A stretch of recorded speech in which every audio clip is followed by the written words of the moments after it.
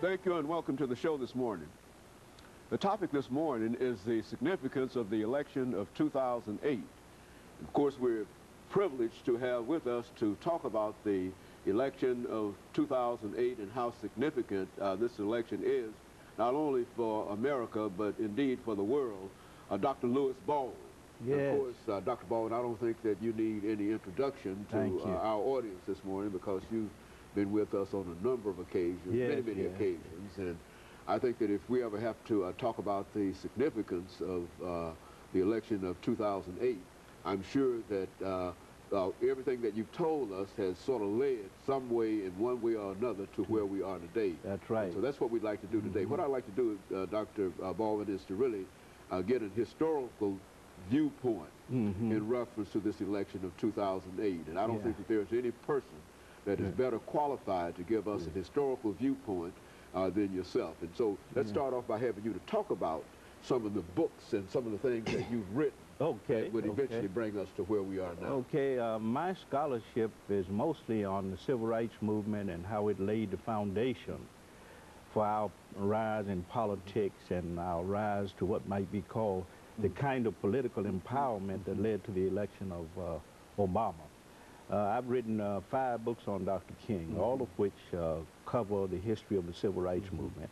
And I view the civil rights movement as another page in the whole history of the movement, going back to the period of slavery, going back to the Emancipation Proclamation, going back to the 13th, 14th, and 15th Amendments, the Civil Rights Act of 1875.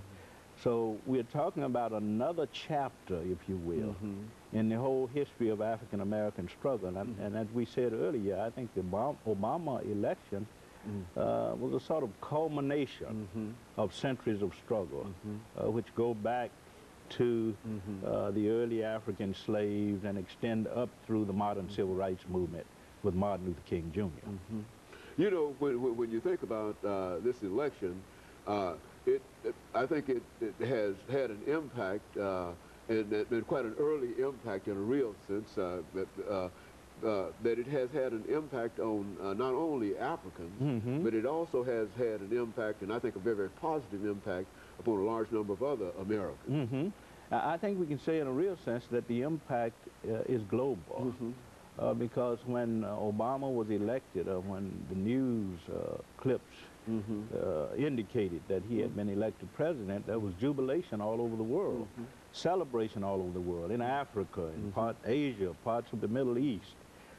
People throughout the United States celebrated the moment because it was a very historic moment, and thank God we were all a part of that history.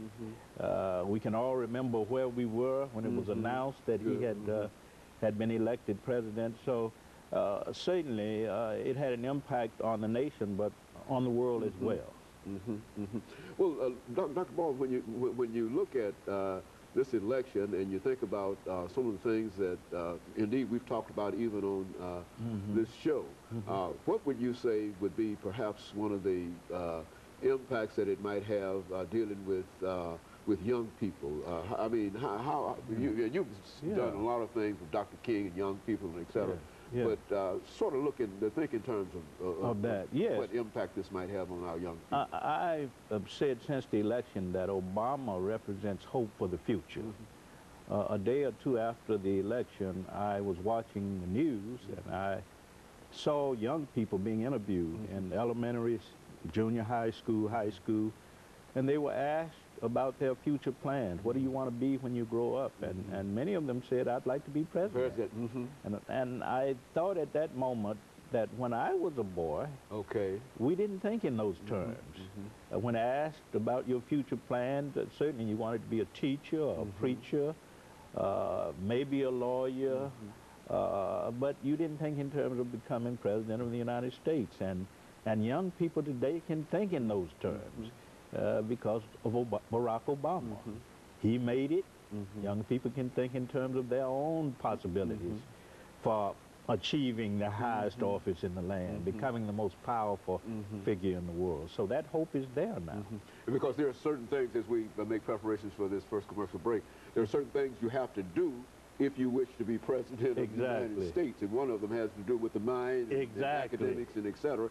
And I think that, as you indicated, if we're having so many problems today dealing with our young people, this certainly can be one of the most encouraging things, and not only for Africans, but for all races as well as all sexes as well. And so I think I agree with you. I think that that's a very, very positive kind of thing that has come out of this quite early. And I think that we can only build upon that. And of course, what we'll do, Dr. Baldwin, is to take this first commercial break, and then when we come back, we'll talk about some of your experiences dealing in other venues in reference to this. We'll be back with our audience following this very, very short commercial break.